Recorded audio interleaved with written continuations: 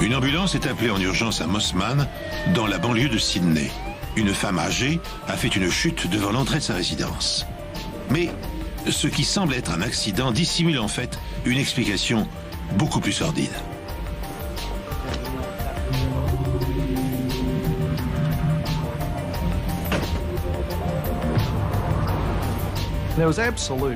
La terreur régnait dans toute la banlieue de North Shore. On commençait à penser qu'il pouvait s'agir d'un tueur en série. Les blessures indiquaient une progression en termes de violence. On a remarqué entre autres l'empreinte d'une chaussure dans le sang par terre. Donc on avait un élément permettant de l'identifier. Ce soir, la police annonce qu'un tueur fou rôde dans les parages. Il a déjà fait 2 victimes et pourrait frapper de nouveau. Il y avait un risque qu'il défie la police en disant « Faites quelque chose ou fichez-moi la paix » ou qu'il agresse une autre femme. Les policiers ressentent les choses d'instinct et là, instinctivement, je savais qu'on tenait notre homme. Bonjour. Ce nouvel épisode des Enquêtes Impossibles risque de choquer les plus sensibles d'entre vous. Car cette histoire est un voyage sans retour au cœur de la criminalité, une plongée délirante dans les tréfonds de l'âme humaine. Le 1er mars 1989, à Mossman, dans la banlieue de Sydney, Gwen Mitchell Hill est retrouvée gisante dans une mare de sang à quelques mètres de l'entrée de sa résidence. Quand les voisins appellent une ambulance, les blessures qui mutilent la vieille dame laissent présager du pire.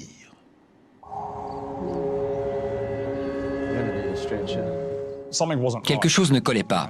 Une vieille dame ne se blesse pas comme ça en chutant dans l'entrée. C'est impossible.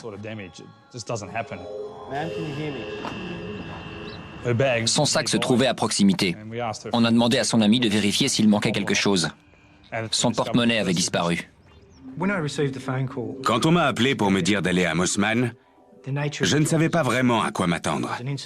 C'était un incident impliquant une dame d'un certain âge, mais on ignorait si elle était tombée ou si elle s'était fait agresser. Malheureusement, il n'y avait pas de scène de crime. Pensant bien faire, l'un des résidents avait nettoyé le sol, faisant disparaître pratiquement toutes les traces de sang et toute autre preuve qui aurait pu se trouver là. Il y avait encore quelques taches de sang par terre et sur un bout de journal, mais c'était à peu près tout. On a pris des échantillons pour vérifier que c'était bien le sang de Gwen Mitchell Hill et pas celui de son agresseur s'il y en avait un. On m'a informé qu'on avait retrouvé cette dame à cet endroit, que sa canne était à proximité, qu'elle était grièvement blessée à la tête et qu'on lui avait volé de l'argent. Gwen Mitchell Hill, 82 ans, est conduite à l'hôpital. Mais elle décède peu après, sans avoir repris conscience pour révéler à la police ce qui s'est vraiment passé. J'étais inquiet. Selon moi, ça ne ressemblait pas à un cas classique. Je me disais qu'il pouvait vraiment s'agir d'un homicide.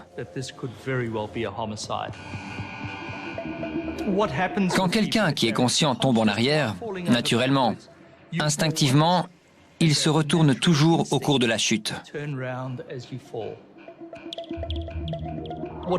Ce qui était très troublant dans cette affaire, c'est que les blessures se situaient vers le milieu du crâne. Pour moi, ça signifiait qu'elles avaient été causées par 1 ou 2 coups portés à l'arrière du crâne. Il est évident que rien n'aurait pu causer ces blessures, sinon un coup porté avec un objet contondant, avec beaucoup de détermination et de force.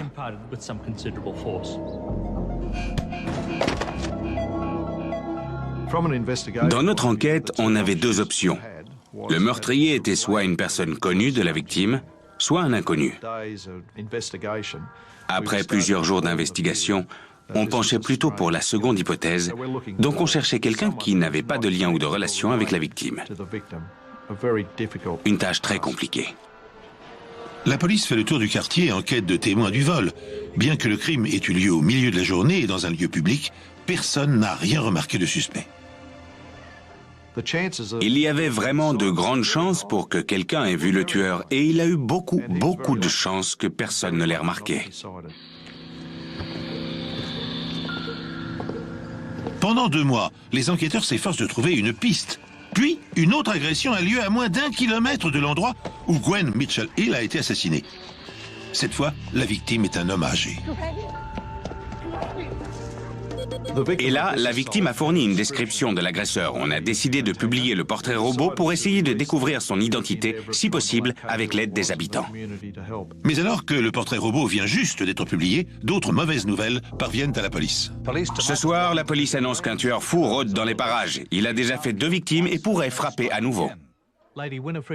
Hier après-midi, Lady Winifred Ashton a joué au bingo dans le club du quartier.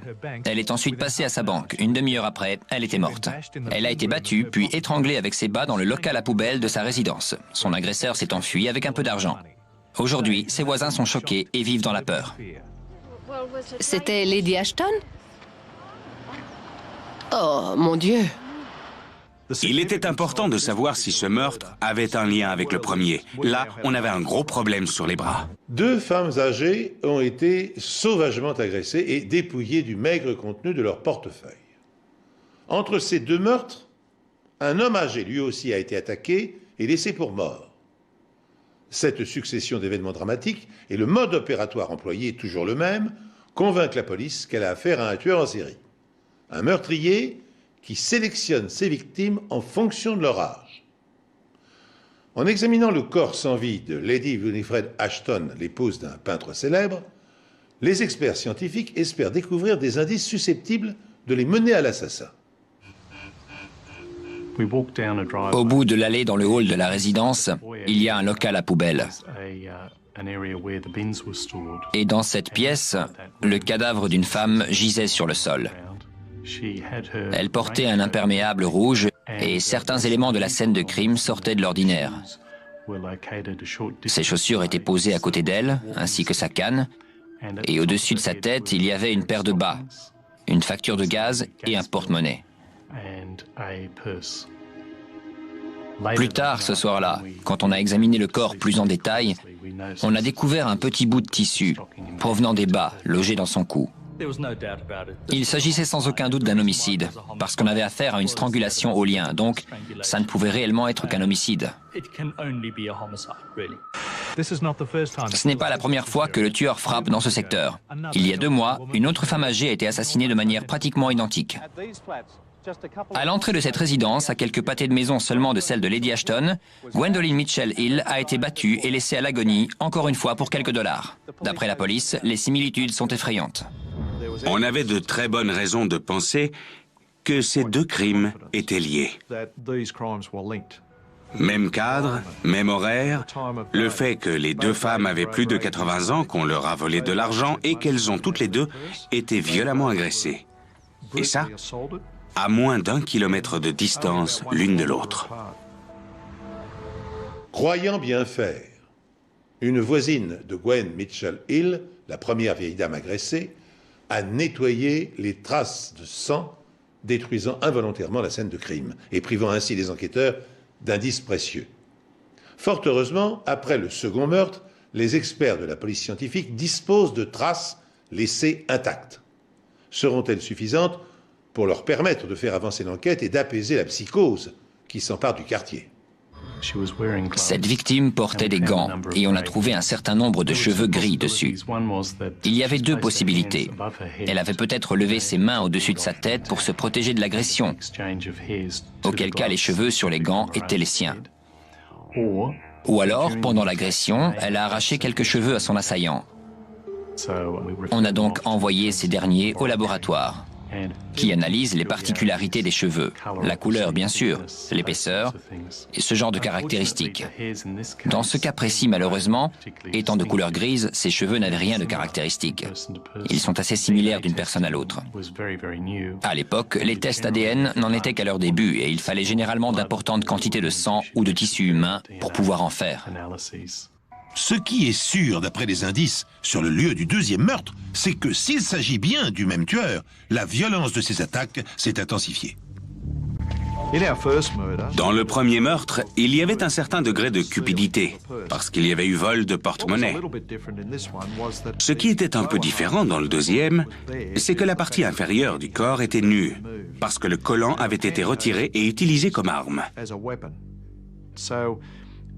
Dans ce cas particulier, on en a conclu que ce n'était pas seulement la cupidité et la violence qui avaient poussé le tueur à agir, mais qu'un certain degré de motivation sexuelle pouvait entrer en jeu.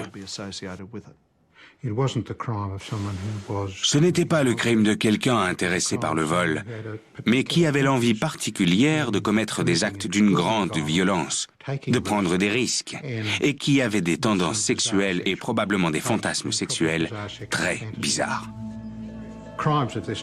Les crimes de cette nature sont très souvent commis par des personnes jeunes. Ce qui correspondait bien ici au degré élevé d'énergie et de violence déployé, celle d'une personne jeune est plutôt un homme, parce que la plupart des femmes ne se livrent pas à de telles violences. La plupart des gens commettant des crimes le font de la manière la plus pratique possible, c'est-à-dire près de chez eux. Ils s'y sentent en sécurité, connaissent les rues, peuvent repérer les gens et aussi prévoir des itinéraires de fuite si nécessaire. Ici, il s'agissait de quelqu'un qui était disponible l'après-midi aux environs de 16 heures pour commettre un crime, et ça réduisait le champ de possibilités. Premièrement, il était possible que ce soit un lycéen. Un lycéen qui terminait les cours à 15 heures et qui avait envie de voler de l'argent. On est allé voir dans 2 ou 3 lycées, mais il y avait plus d'1 millier d'élèves inscrits. Et en plus, à ce moment-là, on ne savait pas si le tueur était de sexe masculin ou féminin, car même si les profilers penchaient plutôt pour un jeune homme, ça pouvait aussi bien être une femme. À ce stade de l'enquête, le seul suspect correspondant au profil est le jeune garçon qui a attaqué l'homme âgé. Aujourd'hui, la police a publié ce portrait robot du suspect. Il a entre 22 et 25 ans et mesure environ 1,80 m. Je pense l'avoir déjà vu plusieurs fois. Il a une coiffure inhabituelle et je suis coiffeuse. Je remarque ces choses-là. La police veut l'arrêter parce qu'il y a quelques semaines, il a agressé un vieil homme habitant tout près de chez Lady Ashton. C'est le seul indice dont la police dispose. Mais selon eux, le tueur vit dans le quartier et pourrait bien frapper à nouveau. Ce qui est spécifique à chaque tueur en série, c'est le laps de temps psychologique entre chaque meurtre. Et ici, 9 semaines se sont écoulées entre les deux. Il y a donc une période de latence chez ce type d'individu. Pour décider ce qu'on allait faire, on s'est donc basé sur le fait que si c'était un tueur en série qui avait commis 2 meurtres, il frapperait une 3e fois. À la suite du meurtre de ces 2 femmes âgées à Mossman dans la banlieue de Sydney, la police est convaincue qu'elle a affaire à un tueur en série. Et à ce moment-là, on signale une nouvelle agression. Doris Cox, résidente de la maison de retraite Garrison située sur Speed Road à Mossman, a été agressée mercredi vers 16 h alors qu'elle marchait dans l'une des allées extérieures de l'établissement. Elle avait de graves blessures au visage et à la tête. Les résidents qui l'ont trouvée ainsi ont d'abord pensé qu'elle était tombée. Une fois de plus, la scène du crime a été nettoyée, cette fois par le personnel de la maison de retraite. Quelques taches de sang diluées, c'est tout ce qu'il restait pour effectuer une analyse.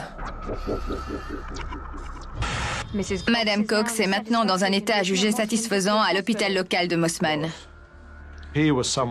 Voilà une personne qui pouvait peut-être nous dire qui était le tueur ou nous fournir une description. Malheureusement, elle souffrait de démence chronique et ne se souvenait pas de l'agression ou de son agresseur. Ce genre de choses peut arriver. Pour nous, c'était un jour sans. Donc on est reparti et on s'est remis au travail. On a fait immédiatement le tour du quartier et on a trouvé effectivement 2 témoins qui n'ont pas assisté au crime, mais ont vu quelque chose dans les parages à ce moment-là.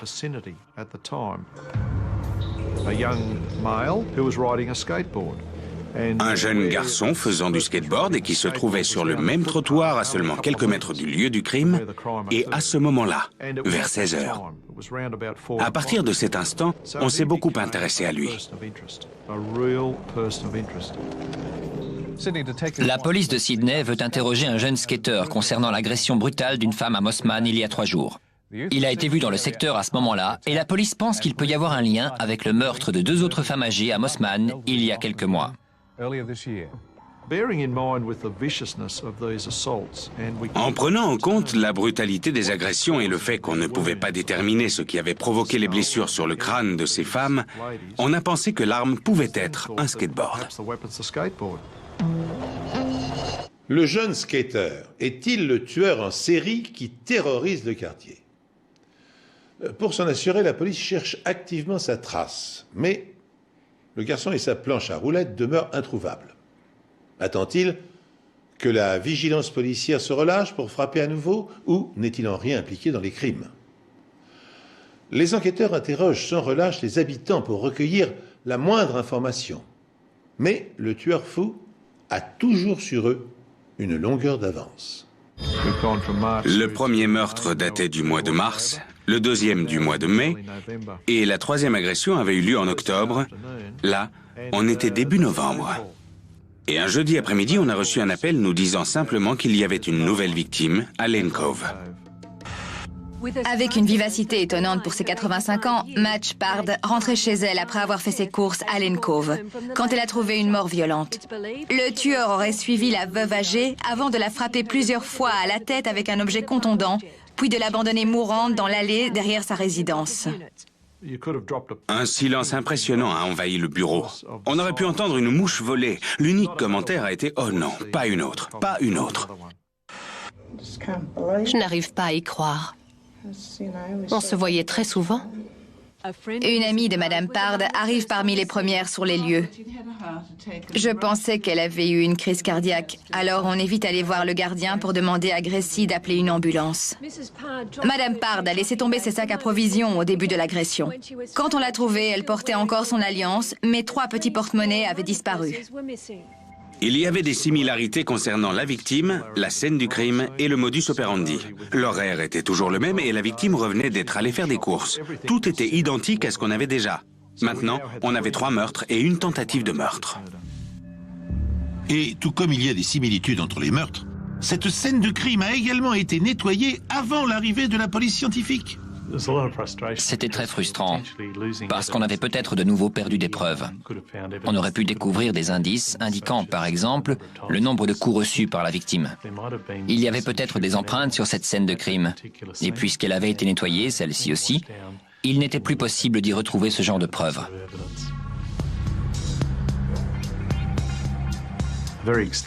On a examiné très minutieusement le périmètre autour de la scène de crime. Et on a trouvé plusieurs objets, parmi lesquels un tuyau, des haltères et une planche de clôture qui pouvait être l'arme du crime. Même si les blessures étaient graves, il n'y avait pas de fracture sérieuse du crâne, ce qui pouvait signifier que l'objet avec lequel les coups avaient été portés n'était pas très lourd. On pouvait écarter l'hypothèse d'objets très lourds comme des haltères. Je ne crois pas non plus qu'une planche de bois était à l'origine des blessures. Rien ici n'indiquait réellement qu'une arme ait été utilisée plutôt qu'une autre. Ayant découvert de fortes ressemblances avec l'agression de femmes âgées à Mossman, la police a repris la chasse à l'homme. Des équipes d'inspecteurs ont passé la journée à sillonner les rues des alentours. Terrorisées, les personnes âgées des quartiers sud de North Shore modifient leurs habitudes quotidiennes. J'ai peur de venir ici en ne sachant pas si je serai en sécurité pour rentrer. Honnêtement, je n'irai pas à pied. Cette nuit-là, nous avons travaillé jusqu'au petit matin, du jeudi soir au vendredi matin. Vendredi, en début d'après-midi, j'ai dit à mon équipe que je rentrais chez moi pour le week-end, en espérant me reposer et revenir en pleine forme. J'étais seulement à 200 ou 300 mètres de chez moi quand j'ai reçu un appel urgent signalant qu'on avait retrouvé un autre corps. Bonsoir et bienvenue dans News World. Malheureusement, pour la deuxième fois en 24 heures, l'impensable s'est produit. Une autre dame âgée a été assassinée, battue à mort à l'entrée de sa résidence en plein jour. Un monstre rôde dans Sydney et il ne s'attaque qu'aux plus faibles. À ce jour, 4 femmes âgées sont décédées et une autre se trouve encore dans un état critique. Le dernier meurtre a eu lieu ici, à la maison de retraite Wesley Garden, à Belrose, dans la banlieue nord de Sydney. Le personnel a d'abord cru que la victime s'était tuée en tombant. Quand on est arrivé et qu'on a examiné la dernière victime, tout semblait clair. Elle avait été étranglée avec ses bas et on avait touché à son porte-monnaie qui se trouvait à côté d'elle. Apparemment, il manquait de l'argent. Ce soir, des gens bien intentionnés ne pensant pas avoir affaire à un meurtre ont peut-être involontairement altéré une scène de crime. Comme à Lane Cove, hier soir, les preuves ont été nettoyées avant l'arrivée de la police. Je leur ai demandé ce qu'ils pensaient du fait que les bas avaient été noués autour du cou de la victime. Ils ont répondu qu'elle avait peut-être mis ça comme une écharpe pour essayer de se tenir chaud. On pensait qu'il y avait des points communs entre ce meurtre et ceux sur lesquels on enquêtait à North Shore. Les gens étaient vraiment terrifiés. Avant, on pensait que c'était juste les habitants de Mossman qui avaient peur, mais là, tout North Shore vivait dans la terreur. Et après?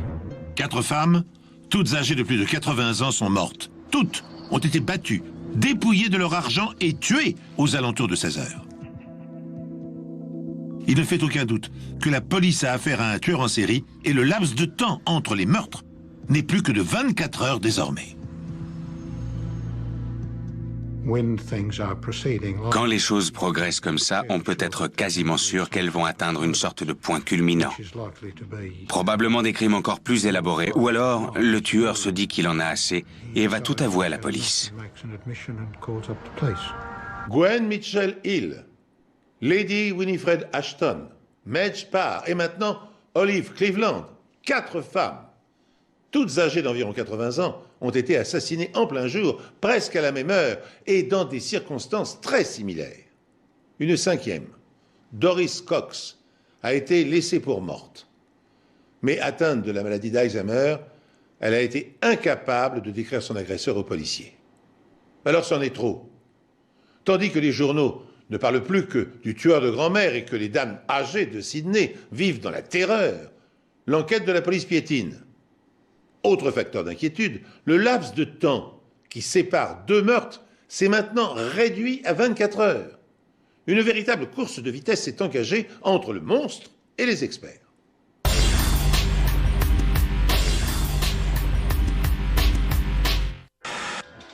La police intensifie ses recherches.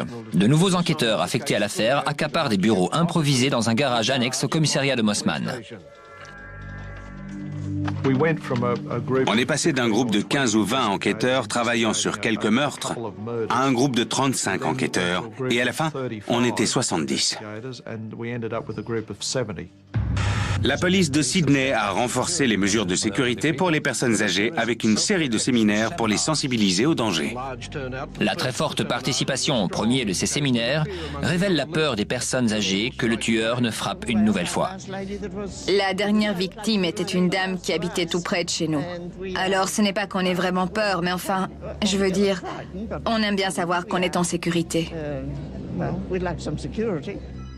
Ce qui inquiète les enquêteurs, c'est que le dernier meurtre a eu lieu en dehors de la zone géographique où ont été commis les 3 premiers. Il y avait forcément un lien entre les différentes scènes de crime et on se demandait tous quel était ce lien. C'est ce que doit rechercher un enquêteur et c'est ce qu'on faisait. En général, un tueur en série opère dans une zone qu'il connaît bien, où il se sent à l'aise, où il maîtrise les choses. On pensait donc que le tueur connaissait très bien le secteur de Mossman, le quartier de Lane Cove et les alentours de la maison de retraite à Belrose. Il y avait un dénominateur commun entre ces lieux sur le plan géographique. Il suffisait de trouver le lien et on trouverait l'assassin. Mais moins de 15 jours après, un nouveau meurtre est commis. Le tueur de grand-mère est revenu dans une rue située à proximité de son premier crime. Muriel Faulkner, une veuve vivant seule et qui avait récemment eu une attaque, est devenue jeudi après-midi, peu après 16h30, la 5e victime du tueur de North Shore. Madame Faulkner a été battue à mort et étranglée. Son corps a été découvert dans le hall, gisant dans son sang par un voisin de passage. Ici, on avait de nouveau de graves blessures à la tête, causées par un objet contondant. ainsi qu'une strangulation, et aussi ce qui semblait être une mise en scène du corps post-mortem. Ce dernier élément était nouveau par rapport au cas précédent, et encore une fois indiquait une progression en termes de violence. En général, ceux qui commettent une série d'infractions prennent de plus en plus d'assurance ou agissent de manière plus réfléchie, parce que ça devient quelque chose de coutumier. C'est assez classique dans la mise au point de crimes de cette nature.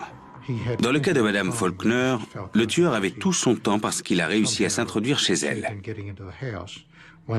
Une fois à l'intérieur, il lui était facile de la maîtriser et après l'avoir tuée, il avait tout le temps nécessaire pour disposer le corps, se livrer à tous les actes étranges qui lui procuraient du plaisir avant de quitter les lieux.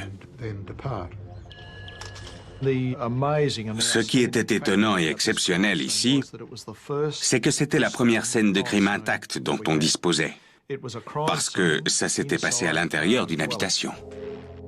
On a remarqué, entre autres, l'empreinte d'une chaussure dans le sang par terre, et on a tout de suite pensé que ça pouvait être celle de l'agresseur.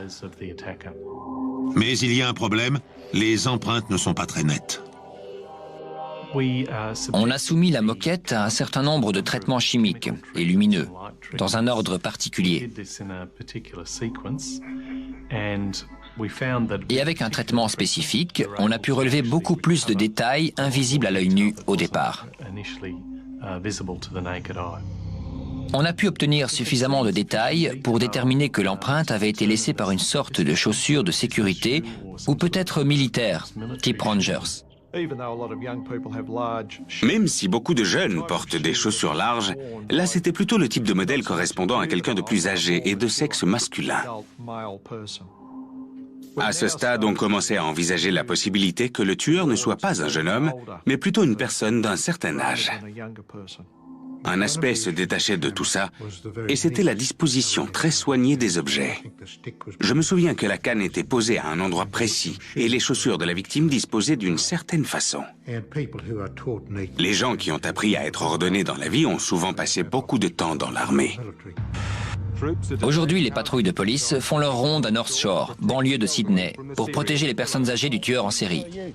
Désormais persuadés que le tueur est un homme d'un certain âge, les enquêteurs décident d'interroger à nouveau d'anciens témoins, espérant raviver des souvenirs. On m'a demandé d'aller à Mossman, parler à la voisine de Muriel Faulkner. Elle s'est davantage confiée à moi qu'à la police la première fois, et elle m'a dit avoir vu un homme aux cheveux gris et, point très important, il ressemblait à un médecin. De retour au bureau, je me suis dit, ce serait pas génial ça.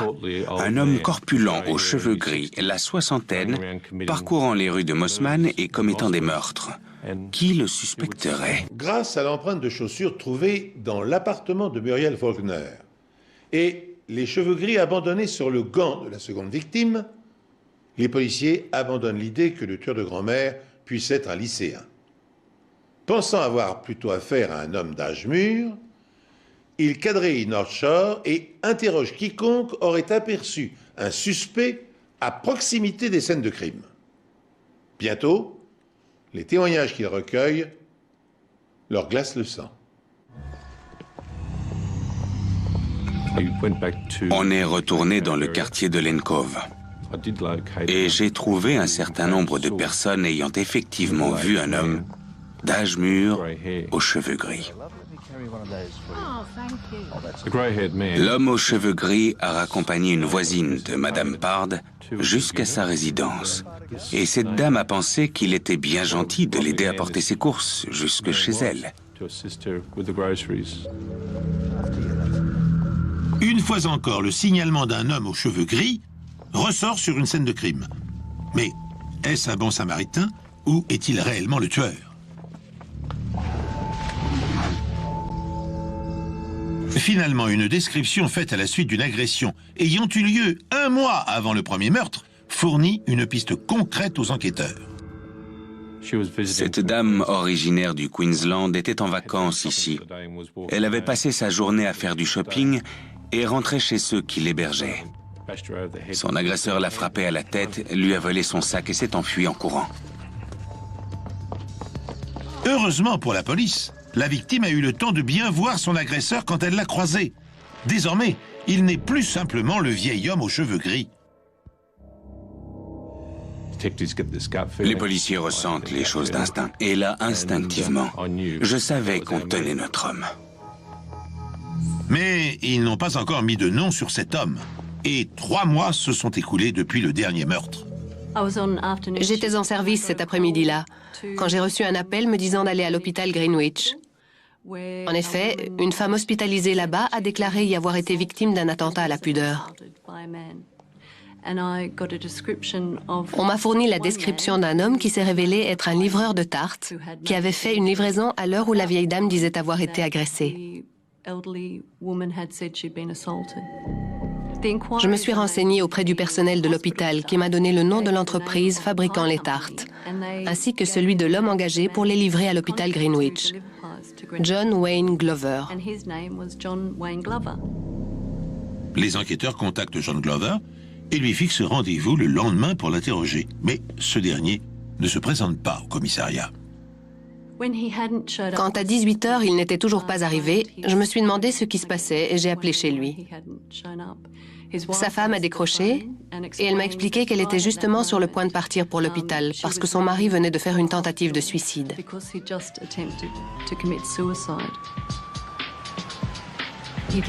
Il avait laissé une lettre. Et je me souviens très nettement des mots qui étaient écrits. « Fini les vieilles dames ». Pour moi, en tant que jeune inspectrice, c'était très important d'aller lui parler toute seule et de pouvoir faire une photo de lui, sachant que si j'échouais, tout était perdu.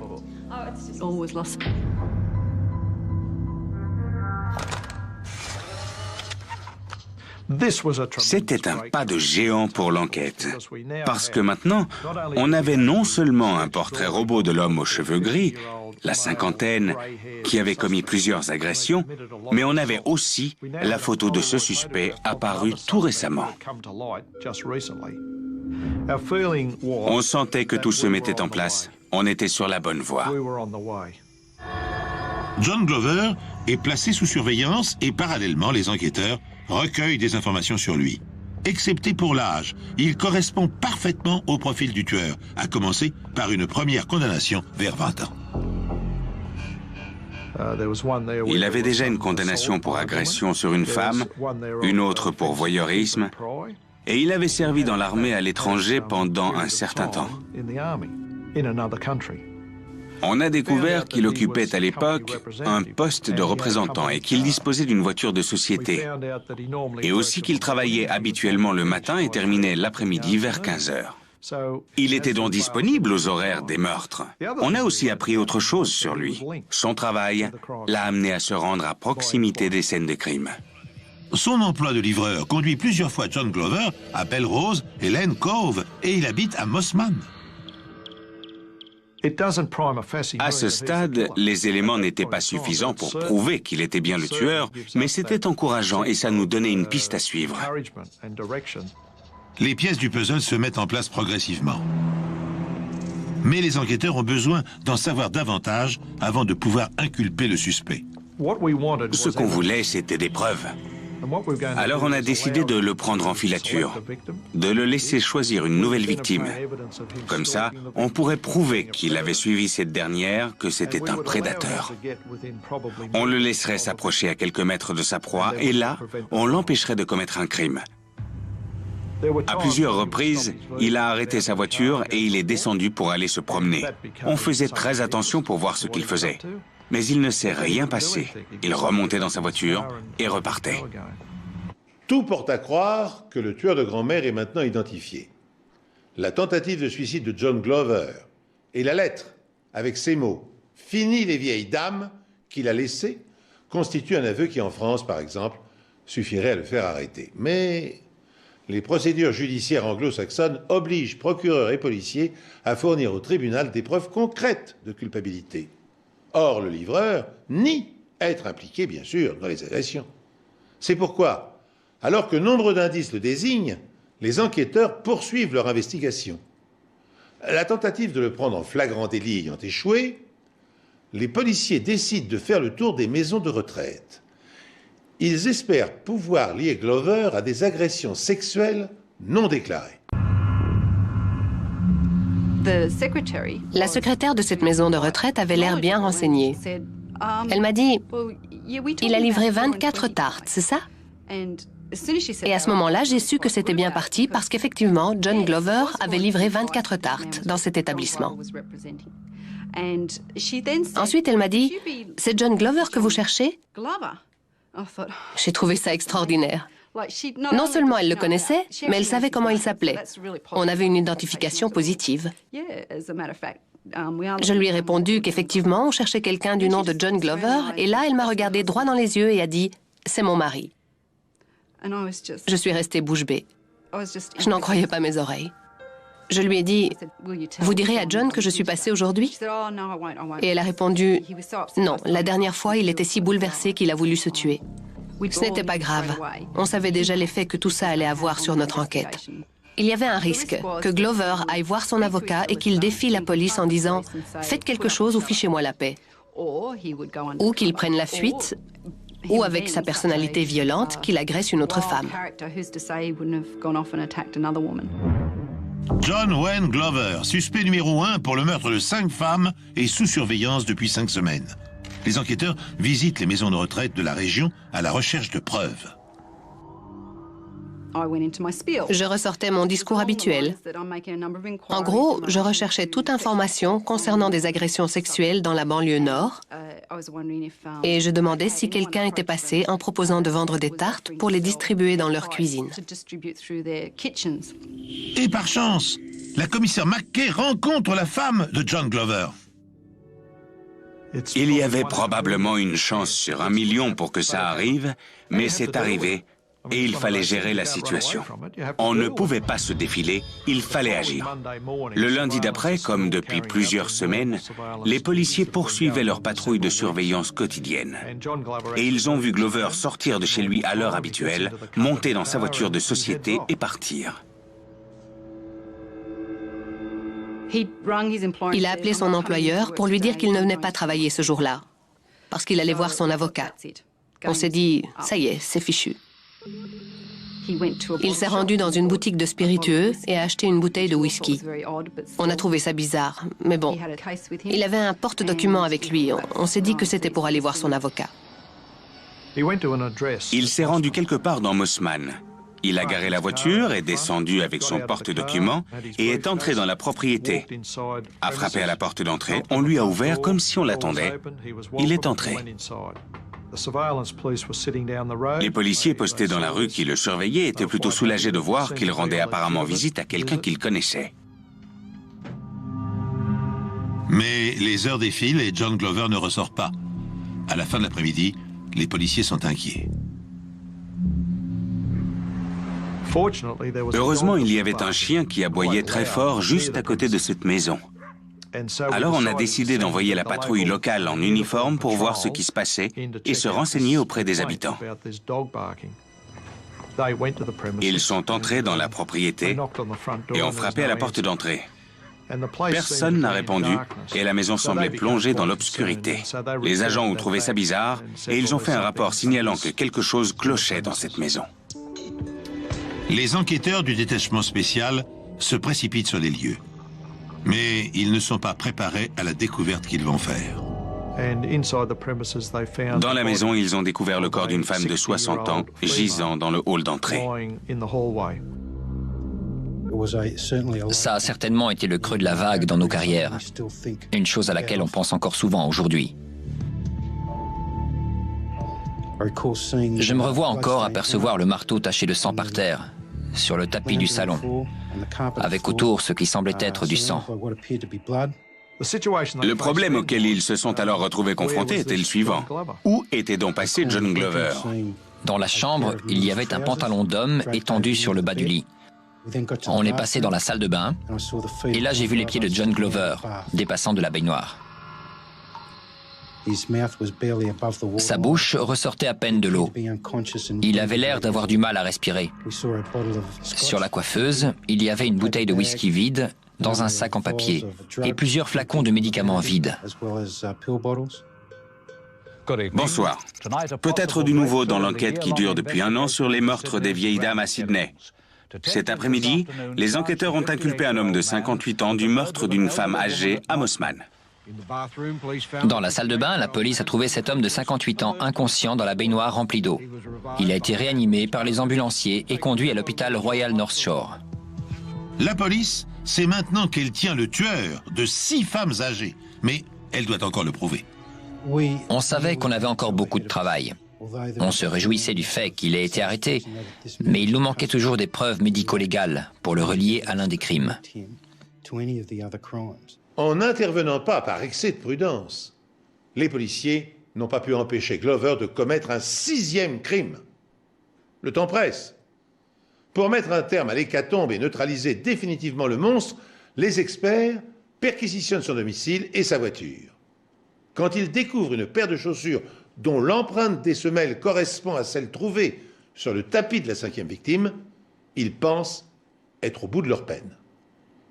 Il ne leur reste qu'une dernière chose à accomplir, obtenir les aveux de Glover. Bien sûr, on espérait que Glover parlerait. Ce matin-là, il était alité, et je me revois lui rendre visite et discuter avec lui de choses pas très importantes, de banalités, d'histoires de famille, de choses comme ça. Et soudain, il m'a dit « Vous avez sûrement remarqué que les femmes sur les photos des journaux ressemblent beaucoup à ma belle-mère Essie. » Ce détail avait son importance parce qu'il a mentionné sa belle-mère dans sa lettre de suicide. À ce stade, on pensait que juste avec ces quelques mots, cet homme était en train d'endosser la responsabilité des meurtres des vieilles dames de North Shore. Dans cette conversation, il a dit aussi qu'il utilisait un marteau qu'il avait chez lui. Il le prenait avec lui, sortait de la voiture, cachait le marteau dans son pantalon et s'en servait pour attaquer les femmes par derrière. Après le meurtre, il ramenait le marteau chez lui et utilisait de l'acide chlorhydrique entreposé dans son arrière-cour pour nettoyer les traces de sang et les autres preuves. Au cours des interrogatoires, il a pris grand soin de dire qu'aucun de ses crimes n'avait de motivation sexuelle. Il a prétendu que s'il avait utilisé les collants de ces femmes pour les étrangler, c'était pour s'assurer qu'elles étaient bien mortes. Ce qui nous a étonnés pendant ces interrogatoires, c'est la façon dont Glover décrivait ce qui s'était passé. Il parlait de ces crimes violents de façon si banale, si détachée. C'était incroyable. On aurait dit qu'il était en train de raconter comment il préparait son petit déjeuner. En fait, au cours de chaque interrogatoire, Glover a affirmé posément qu'il allait en discothèque boire un verre avec l'argent qu'il venait de voler à ses victimes.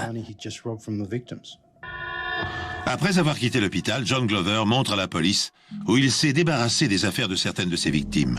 Tout comme le secteur des meurtres, ce lieu n'est pas très éloigné de chez lui. 2 psychiatres de Sydney ont fourni des preuves à la Cour suprême attestant que le tueur de grand-mère, John Glover, est un malade mental. La défense soutient que Glover n'est pas coupable des 6 accusations de meurtre pour cause de responsabilité atténuée. Dans une interview, l'accusé de 58 ans explique « C'est comme si le gentil John Glover regardait faire le méchant John Glover. Je n'arrivais pas à arrêter ça. » Je lui ai demandé quelle explication il pouvait donner à ses actes. Et il a dit « Le méchant John Glover apparaît et commet le crime, puis le gentil John Glover reprend le dessus. » Là, rien de plus facile que de lui répondre « À quel moment le gentil fait son apparition ? Avant que vous nettoyiez le marteau ou après ?» Ces déclarations étaient tellement confuses. Le jury rejette la tentative de Glover de plaider le dédoublement de la personnalité ou la folie passagère et le déclare coupable. Le juge le condamne à la peine maximale pour chacun de ses crimes et stipule dans son dossier qu'il ne doit jamais être libéré. Une façon d'assurer à la société que le tueur de grand-mère ne sera plus jamais en mesure de récidiver. John Glover est donc condamné à la peine maximale pour chacun de ses crimes. Sur son dossier, il est inscrit « Ne doit jamais être libéré ». John Glover savait exactement ce qu'il faisait, en toute connaissance de cause. Il agissait intentionnellement, de manière très sournoise, et je pense que je le placerais dans la catégorie des sadiques, mais pas des fous. John Wayne Glover avait déjà attenté à sa vie avant son arrestation et de nouveau lorsqu'il s'est retrouvé derrière les barreaux. 15 ans après avoir été déclaré coupable, il a enfin réussi. Le tueur en série de Sydney, John Wayne Glover, est mort en prison. L'homme connu comme le tueur de grand-mère a été retrouvé aujourd'hui pendu dans sa cellule de la prison de Lithgow.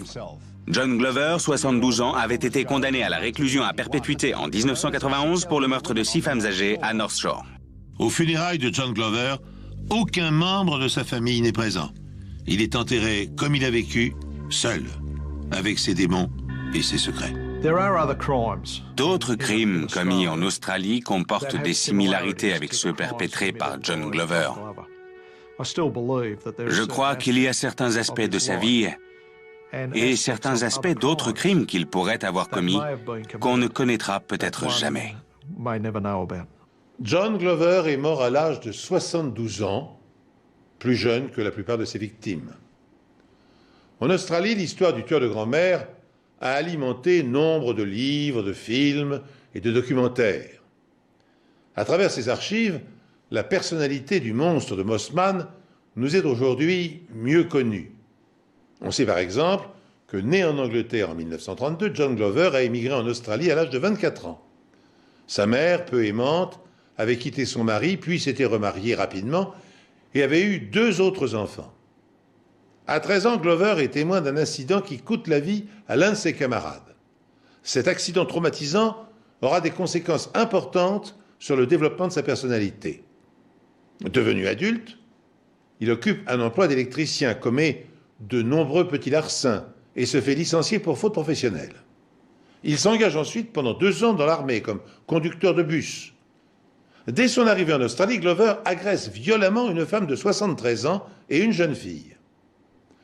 À 35 ans, il se marie à une femme fortunée et devient père de 2 enfants. Après avoir vendu de l'alcool, il devient livreur de tartes et fréquente à ce titre hôpitaux et maisons de retraite. En 1988, il contracte un cancer du sein, une pathologie rare chez les hommes qu'il interprète comme une injustice. 3 mois après le décès de sa mère, il attaque sauvagement une première vieille dame. Les autres meurtres suivront, auxquels s'ajouteront des agressions contre des infirmes âgées, clouées sur leur lit d'hôpital.